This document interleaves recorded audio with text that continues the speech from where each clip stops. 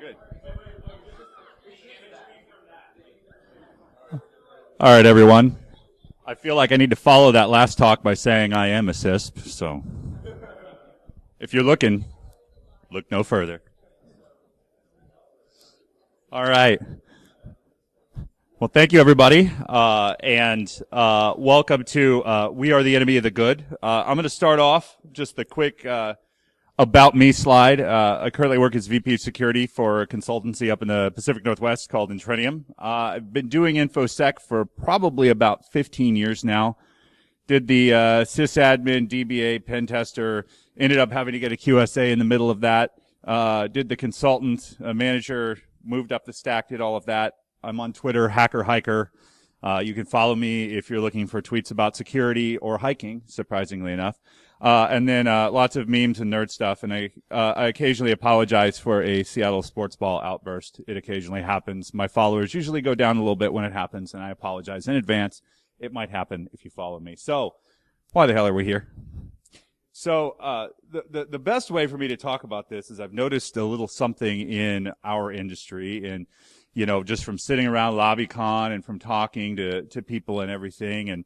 And so, I wanted to bring it out to actually have a discussion here about it so we can all, you know, look at it, think about what we're going to do. So, but to get there, I think it's best that, we start out with a little story time. So, if anyone wants to come and sit down and get your apple slices and juice boxes, juice boxes, you can do so here, and we'll tell a little story, okay? You can, yeah. Sit on the, just, you know. All right. Yeah, right? I can't promise you there's much left, though. Hey, there's enough. All right. So,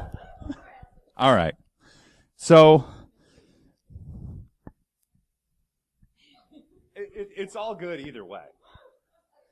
All right, so once upon a time, there was a man, and he was in the deep, dark woods, and he was wandering through, and he was on a quest, and we'll call this man the CIO, okay, just because, he doesn't really see himself as a hero, but the world might. We'll pretend. And he is on a message, just a mission from the Queen, and we'll call her the CEO, all right? And, She wants to be fair and just, but perhaps the kingdom doesn't have as much gold as it once did, if you get my meaning. And so she sent him on this mission, this quest, so that they can bring more gold to the kingdom. He has a goal. There's a mountaintop. He must get to that mountaintop, and yet there are scary things, perhaps Russians or other things on either side of him. That might get in his way. There's dangers that lurk just everywhere as this poor CIO is working his way along this journey. But wait. Two figures appear before him. They offer him a way to get to the mountaintop. The first, the wizard. The wizard offers magic boxes and tinctures, all sorts of variety of magic things that will help him and just make everything easy and take him directly to the top of the mountain.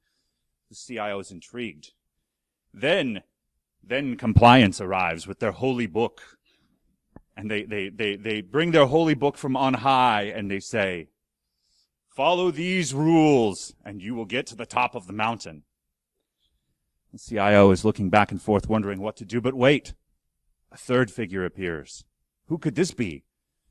It's clad in a black con t-shirt. I wonder what this man might have to offer. Does he have some knowledge or some insight we could bring to this particular story? Perhaps he does. He walks forward slowly and he says, "Oh my God, we're all gonna die! Don't listen to these assholes! We're gonna die right now!" So clearly, the CIO identifies him as a crazy person and proceeds to ignore everything else that he says from this point on forward. And now the priest and the wizard just tell him everything to do, and our poor hacker goes back to LobbyCon, the inn, we'll call it in this tale, and says, "All these CIOs, they just want their checkbox compliance, and they want their little magic shiny boxes to fix anything. This industry is shit, man." And then the hacker giggles in his beer while the place falls down to ransomware. The end. So, you don't have to stay there for the rest of it if you want to. But thank you. So let's talk about this for a minute. You know, what happened?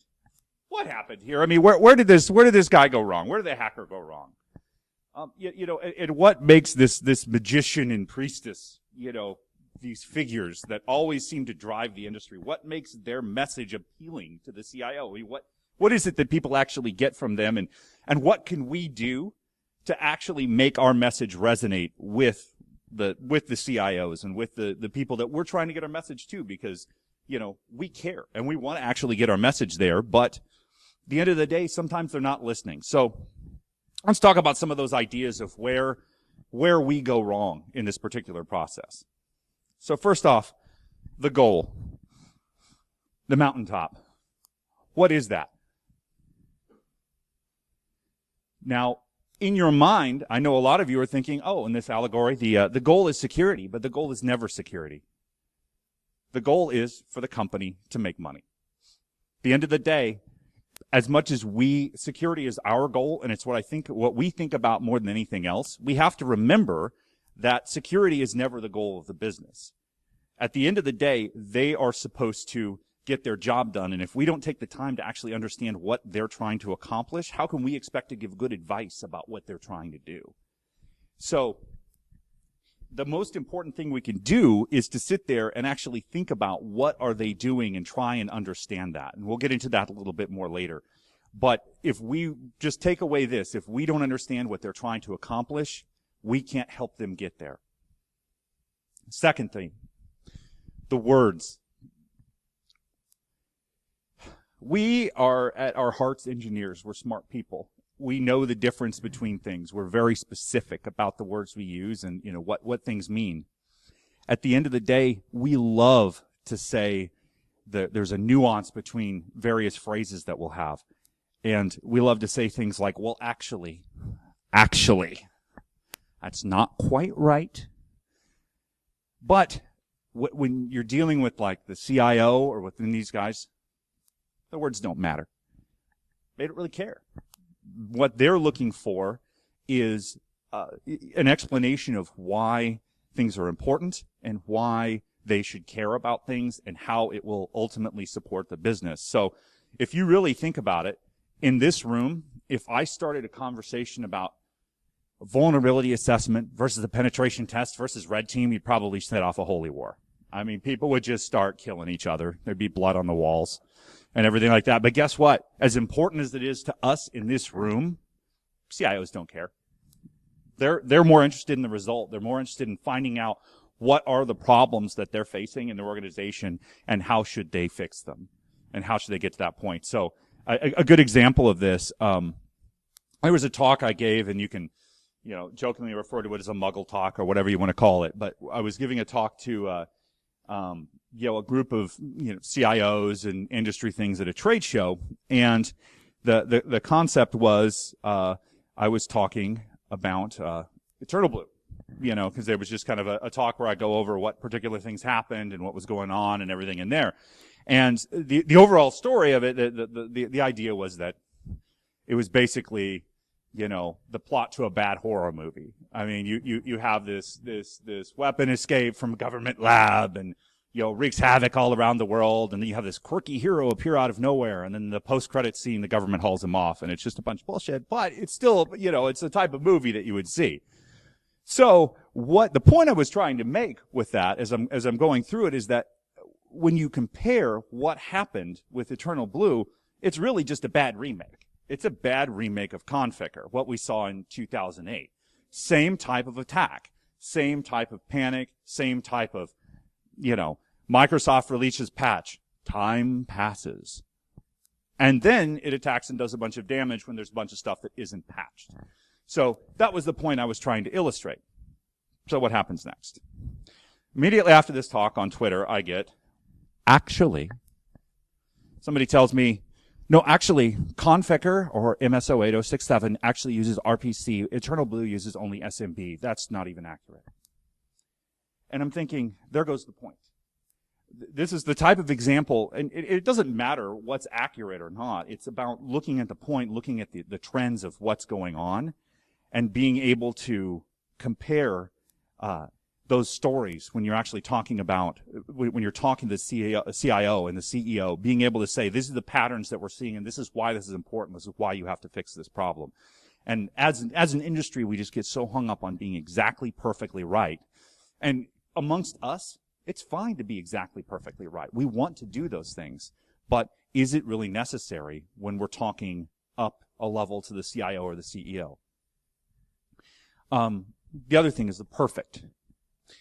We, as an industry, and particularly when you're a younger security guy, and I can tell you, I fell into this trap when I first got into this industry of really looking at what's the perfect solution. Well, we got to do the best solution that we can because there's all these bad guys and goblins and gremlins and everything in this damn forest that are coming at us to try and get us, and so we have to fix this thing to be perfect. Took a long time to realize that there really isn't a such thing as a perfectly secure system. I mean, the perfectly secure one, what? Encase it in concrete and throw it at the bottom of the ocean? No one can get in there, but it's also not very good for a business. So you always have to remember to support the business. And one of the examples, and one of the things I want to talk about here is, going back to the previous example, vulnerability assessment, pen test, red team. What's better? Well, it depends on what the outcome is, what you're trying to accomplish, what the business needs. I mean, when you look at, say, a red team exercise, we work for a lot of small to medium-sized businesses. We have just a huge portfolio of them that we've worked with. And when you get right down to it, for most of them, I mean, do they really need us flying over the building with drones and, doing all these other things to try and you'd figure out ways to break into their organization? No, they have simpler problems. They have more basic problems that they need to fix and that they need to address.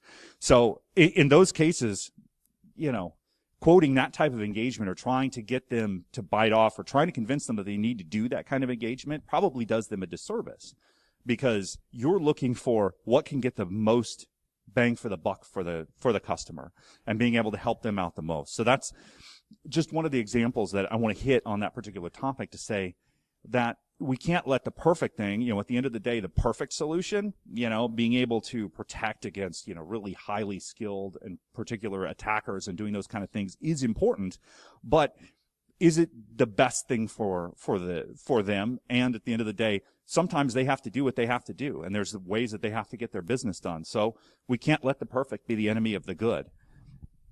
Another example of this that I saw, and this is somebody tweeted this out, and it was just somebody who's very respected and certainly has a lot more Twitter followers than me. And I'm not trying to dog them or anything, but I'm trying to illustrate a point here that one of the things that was said was, if the number of security tools that you have outnumbers the number of security people you have, you're doing it wrong.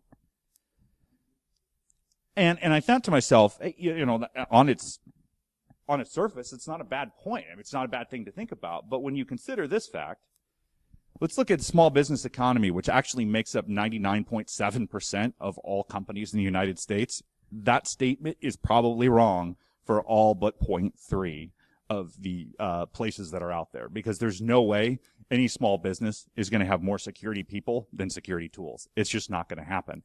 And that's what I think sometimes is that we get caught up in these little sort of pigeonhole ideas of saying we're, we get clouded by what we do all the time and trying to focus it in there. I mean, certainly that kind of statement is probably true at FedGov or Fortune 500 or that sort of thing. But at most of the organizations that are out there, and even if you look at the organizations that make up half the employment of the country, a statement like that's just not going to be true. So we really have to think about what we're saying and think about the mission of the businesses that we have before we're actually trying to approach the problems and actually try and help solve the security issues that they have. And the final example I'll give of kind of how we're doing it wrong here, and we're looking at these things, is that the risks. Gosh, we love to treat everything like it's this thing. We really do. We love to treat everything as though it's a complete disaster, even when it isn't. And this is a trap I fall into, and I have, I remember first starting out, just little things you identify, like, something like a PHP info page that's looking, leaking out there and everything like that. It's like, that's something they should clean up. Yeah, it shouldn't be out there. But is it, is your hair on fire about it? Do you need to scream about it? Do you need to make it a critical risk that goes all the way up to the board level in their report? Certainly not. Just tell them to clean it up and do that. These aren't things that are particularly critical. And that we have to realize just all risks aren't created equal. And I honestly think that we as a community have kind of gotten into that hype cycle at the moment with particularly a lot of the exploits and everything that come out. I mean, there are ones that we really need to, you need to pound your fist on the table and say, you need to fix this. Things like Eternal Blue and those kind of things. These need to be resolved. But, I mean, eFail, which just came out, last week. I mean, this is something where I really think we as a community overreacted. I mean, I saw people on Twitter saying, shut down your email or turn off all your encrypted email right now. And it's, you go in and you look at what the attack requires. Think about the level of business interruption that you'd have for a business if you're actually shutting down all encrypted email. I mean, then what are they going to do? Start emailing things in plain text? Is that really that's a greater risk than this is, certainly. What else are we going to do? Just shut down email? Yeah, that's never going to fly. I mean, there could be nuclear bombs going off, like right now, and the CEO would be calling you going, excuse me, when's the email coming back up? And so when you look at the complexity of the kind of attack, and we really need to be more authentic about the level of risk that we actually are showing for things. I mean, is this important? Is it a cool disclosure? Yeah, sure. It is a cool attack, and definitely it's something that should be fixed. But was it something that we really needed to run around hair on fire and just have Twitter blow up for a day about? Probably not. And that's where I think that we tend to do a disservice, because we don't want to get into the habit of crying wolf every time some new exploit comes out, treating it like it's the end of the damn world, because it probably isn't. We need to convey the risk so that when the day comes that there is something where it's like, you can go to the CEO or the CIO with credibility and say, you need to shut this down now. Like, this is a major issue. It turned to turn into a catastrophe for us. And we need to do that. You need to have the credibility to be able to do that, and you're not going to build it by crying wolf and causing them to jump at their own shadow all the time. So, at the end of the day, where we're left with is that when they don't listen to us, honestly, I mean, it hurts. It hurts to be thought of, as just the crazy guy who isn't telling everything, because, I mean, we're smart. We are smart people. We know what we're doing.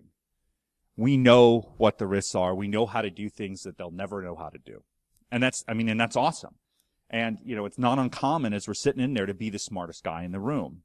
And so we're not, we don't want people to think that our advice is irrelevant or anything like that, because it actually matters to us. I mean, on top of that, we're dedicated. I mean, people who work in the security industry, I mean, people think they get into it because it's fun. They get into it because they better really, really like it.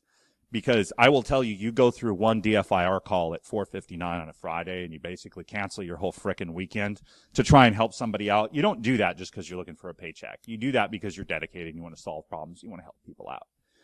And that's one of the key things. That's what's so great about the industry. And that's why, having our advice dismissed and having people run off to, the compliance and the vendors and these sort of things, actually, it feels like a stab. And finally, I mean, we actually do care. I mean, we want people to get better. We want security to get better. We want to actually help out the organizations that we're working with and working for. So what does that do? We have to evaluate for ourselves, what is it that they actually want? What is it that they're looking for from us? So what is it? Well, first off, they're scared. I mean, these people are, they get all the FUD all the time. They know that things are bad. They want their business to work and they want to make money. They're scared that something bad will happen, but they're also scared of, this is just going to cost me a ton of money. And I'm not going to be able to accomplish anything. And at the end of the day, I'm going to spend all this money, and then, what? What is it? What am I going to get out of this spend? Well, did I get myself a little bit more secure? Maybe. Am I a little bit better off than I used to be? Maybe. But then they still feel like, well, am I still going to get owned? I spend all this money, I'm going to get owned. Well, then why spend the money if I'm still going to get owned? So there's a lot of fear in everything that you're fighting with them. I mean, and they need help. The security industry right now, I mean, negative unemployment rate are pretty close. We're at a point where it's really hard to find good people. And a lot of times there are people who are getting into this industry who are frankly underqualified, and they need a chance to learn, and they need a chance to be able to do more and get the experience so that they can really contribute. So until that time, it's up for us, the ones who have been doing this, the ones who know what's going on, for us to be able to spread the message and help them understand what they need to do. And finally, they ultimately, guys like the CIO, they just want to help the business. They want to be in a position where the business is successful and they're seen as something that's supporting the business to make money, because frankly, that's how they get paid. And it's certainly how the CEO gets paid. As long as things are successful, they're getting paid very well. So let's look at exactly a couple of examples of what, say, the vendors have to offer for them. First off, for the vendors, when the vendors show up with their poofs and their smoke, which, by the way, there was the greatest guy at RSA this year who was actually selling tincture bottles. I mean, he actually had a booth over on the side and was handing those out, which was just fantastic. Pour a little on your keyboard, get rid of all the APTs. That guy was amazing. Like, I've just never seen a guy spend that much money just to troll people that hard. But hey, good for you, buddy. That was amazing. But the main reason that they listen to vendors is the vendors make it easy, or at least they make it sound easy. You have a hard message you have to give to them. I mean, process is what gets things secure. Actually shoring things up, doing them the right way, going through everything is actually hard. So when vendors promise them, hey, it's easy, just install the box, everything will be great, and you're sitting there saying, but first off, no one knows how to use this damn thing. Number two, it's not exactly what we need. Number three, we don't have the staff to be able to take care of this. I mean, you can put in the greatest logging solution in the world, and if you don't have anyone looking at it or actually taking action on what's happening, the thing is pointless. It doesn't accomplish anything. So telling people the truth is harder. So we have a harder job than the vendors, because they can just promise anything. And then they plug it into the network, and then when they come back and complain about the product, they can just say, oh, well, you're not using it right. What's going on? Secondly, I mean, it's tangible. Trying to sell into an organization or trying to really sell them on, hey, I'm going to take all this effort. And for the record, even if you're working internally in an organization and you're trying to sell a new project, that's cost to the organization. You have to realize that is time spent away from other things. So that is an actual cost for the organization to be able to do that. And that's ephemeral. That's just out there in the world, as opposed to something that's actually physical, like a device or a product or anything else that you're going to plug into the network. That's something that's actually physical, that you're actually going to plug in. And it's a lot easier for a CEO or for a board or for whatever to wrap their hands around, I'm going to spend this money and I'm going to get X. It's harder to say, you're going to spend this money and you're going to get a better process. It's a harder sell that you have in that case. And finally, vendors figure out ways to show that they understand the business and they can support the business. I mean, they have entire groups dedicated to just studying business problems and figuring out what the solutions are to make them easier, and having the security be a part of that. That's their entire goal. So when you're sitting down and you're talking to them, if you're not listening to them and actually understanding what the position is or what they're trying to accomplish, you're already behind the eight ball. You're not up as far as the vendors are. So next, let's look at compliance. Let's look at why they listen to compliance more than they listen to us. Let's take a look at that. First off, I mean, compliance is basically just a Bible of rules. I mean, it's just the rules for them to go through. So the rules are clear to them when they're actually looking at things, or at least, clear as mud. They're certainly better than trying to understand the entire security landscape and figure out exactly what's going on and where things are. So this gives them at least some sort of guidelines to go off of and some rules to live by. Also, compliance has a huge advantage. A lot of times it's required. If you take credit cards, you have to be PCI compliant. If you have medical records, you're supposed to be HIPAA compliant. I mean, these are some basic things that give you give a compelling reason for the organization to actually look at these things. And finally, the rules at least somewhat tend to be aligned with what the goal of the business is. If the goal has to do with medical records, there's rules around medical records. And same thing with credit cards. It tends to at least understand and align somehow with the business, as opposed to when the worst case scenario you want to be in is when you're sitting there, and if you are viewed as an obstacle to them getting work done as security, then you're never going to have the credibility, and you're never going to be able to penetrate and go through there. So let's shift. We've thought about, okay, what are we saying that's wrong? And we've thought about, well, what are they saying that's actually breaking through the noise? And let's start talking about the types of things or the approaches that we can take to actually get them to listen to what we're doing and what we want them to do, and what will ultimately make them more secure, because we know what that state actually looks like. So first things first, how to get them to listen to us. Number one, first and foremost, we have to listen to them. If we're not listening to them and we're not understanding what their business is and actually sitting down with them and understanding what it is that they're doing and what they're trying to accomplish, we will never help them understand their end goal, and will never help them accomplish what they're trying to get towards.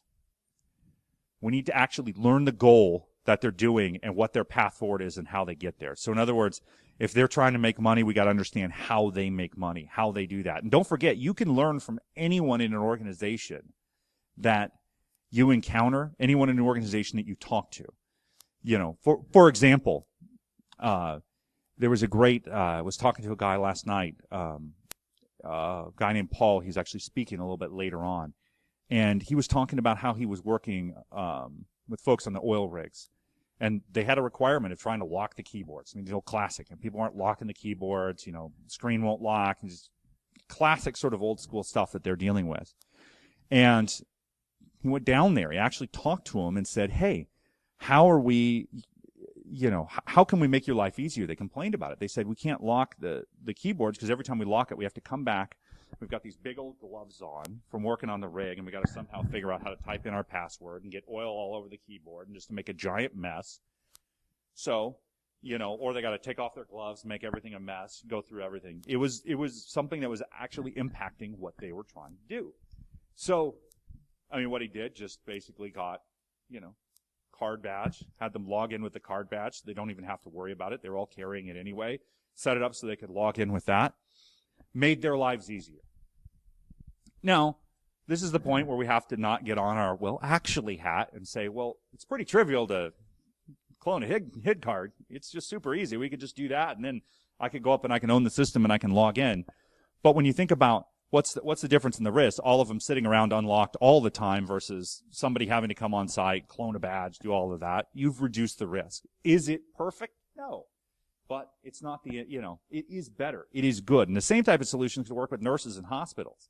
That same type of thing. Nurses, they come up, they don't, when they need something right away, they don't want to have to sit there and try and type in their keyboard, the password in the keyboard.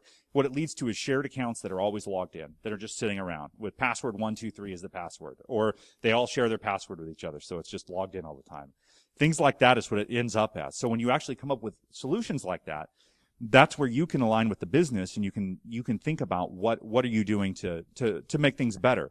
Another example, this was an organization that went through some change, and we ended up working on both sides of really two different ISOs that were on the, you know, opposite ends of the spectrum. The first one, you know, frankly was a jerk. I mean, we got a lot of money, but he wasn't the funnest guy to work with. And he would come out and he would just get in the way of everyone. I mean, he would yell at everyone if somebody wanted something done. If something was interfering with somebody's job, he would just berate them and say, well, we got to make it secure, so screw you. I mean, it was just right in their face all the time. People hated the security department. Every time people from security showed up, they were just dismissive. They fought everything. Everything that he did became a constant battle. He was constantly going up to the fight with the sea levels and everything. And eventually, he made a mistake. And what was that mistake? He did something that cost the company a lot of money in the name of security. What happens? He's gone. They just get rid of him because, again, the job is always to get to the top of the mountain. It's not to be, 100% safe and stay in one place. They're trying to get to an end goal. His successor, first thing he did, went around and talked to everybody, helped them understand what are some things that I could do to make your life better. Just engage, listen to what they're saying, and when you're working with them, just take the time to really understand and put it on receive. I mean, just listen to what they're saying, and you'll find some quick things that you can just identify to say, hey, I can make your life better. We can do this. This is something that will make things a little bit more secure, and it'll make your life easier. Once you start to build up that trust and credibility, then when you go to them with the big asks and the big things that you want them to do, you have a lot more credibility and a lot more ability to do that.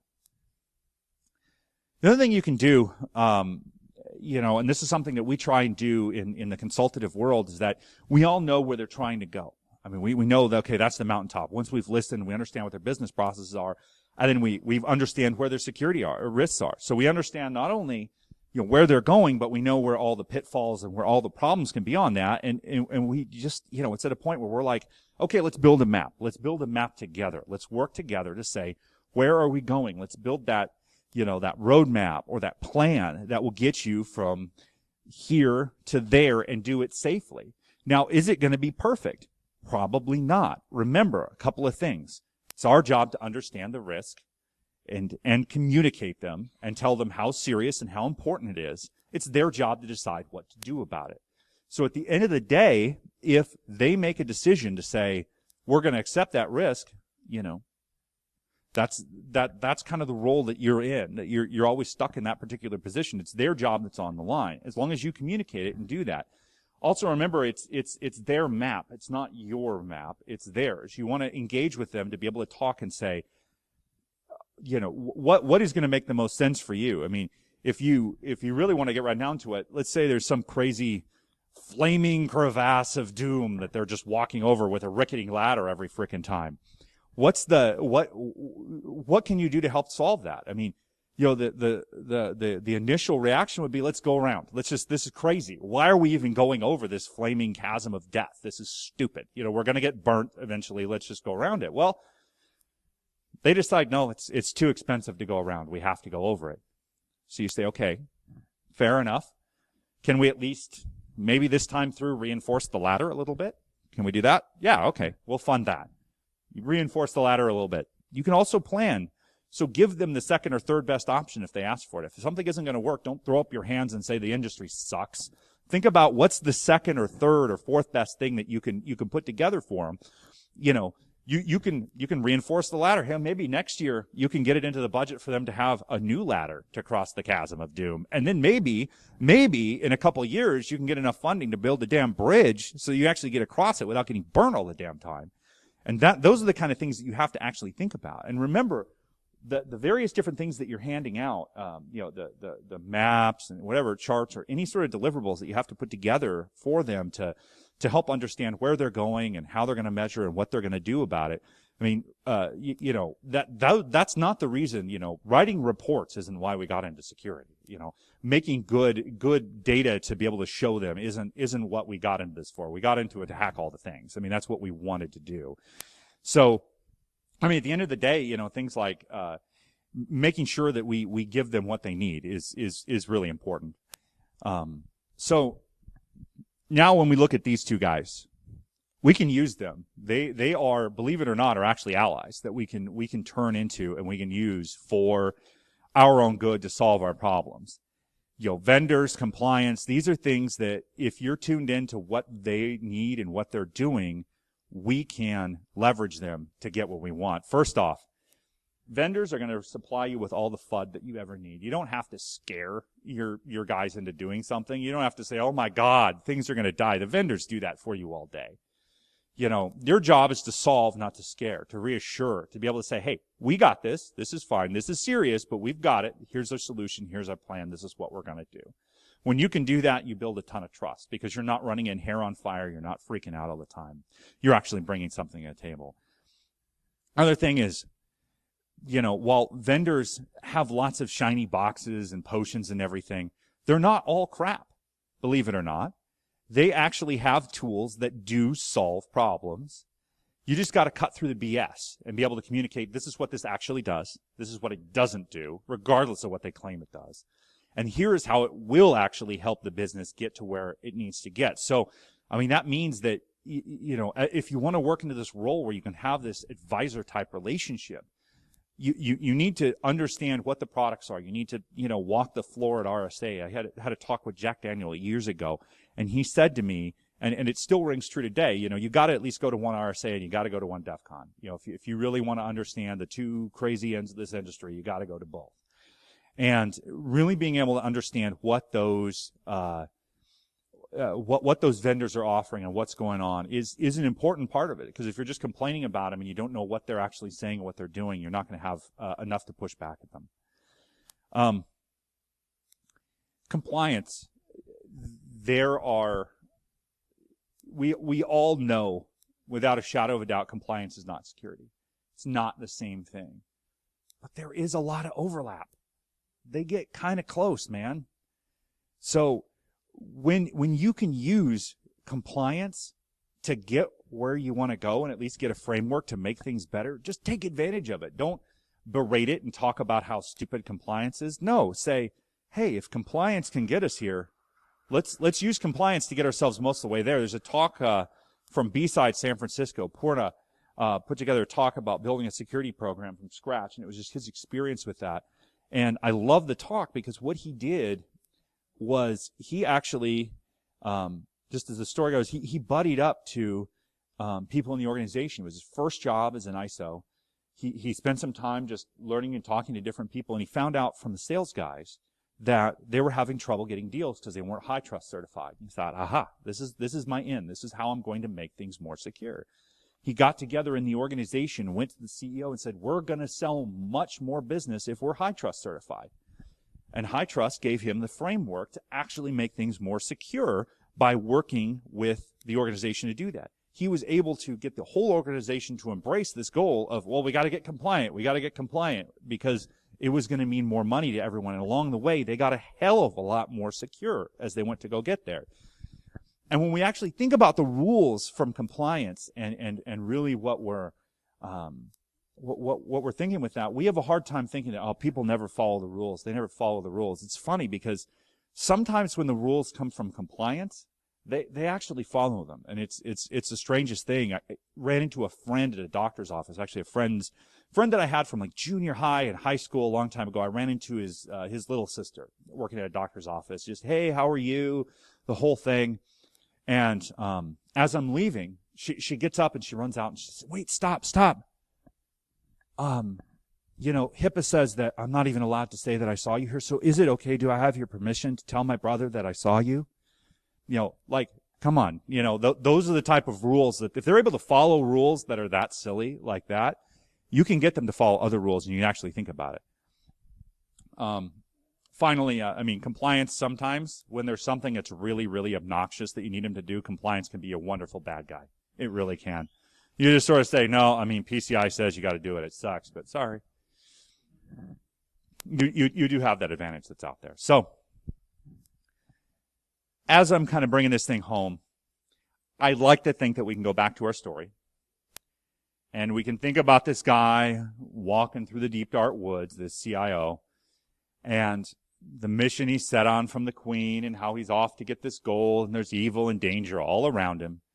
And he runs into his, magician and the high priestess offering shiny widgets and, holy compliance. But when the third person appears from the deep, dark woods, we hope that this can be some sort of a sage. They can appear as someone who's smart, someone who understands what's going on. They talk to the CIO like a friend. They can actually understand what the business is trying to do. He knows because he's climbed mountains many times before, maybe not one like this, but he knows exactly what it takes to get there and how to keep people out of trouble. He'll even help talk to, the magician and the priestess, making sure that they're not causing any sort of trouble. And then finally, he will get, hopefully, at the end of the story, he gets the glory and the recognition all throughout the kingdom. And, with all those money, he's able to buy a sweet chariot. So, that's really what we're all about here anyway. So, but again, Stephen Heath, Hacker Hiker on Twitter, thank you guys for listening today. Appreciate your time.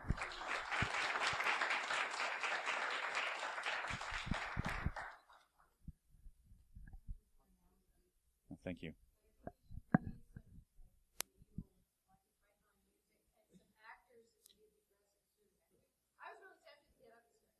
Well, yeah, we could do that. She's Russian, so she's like Russian.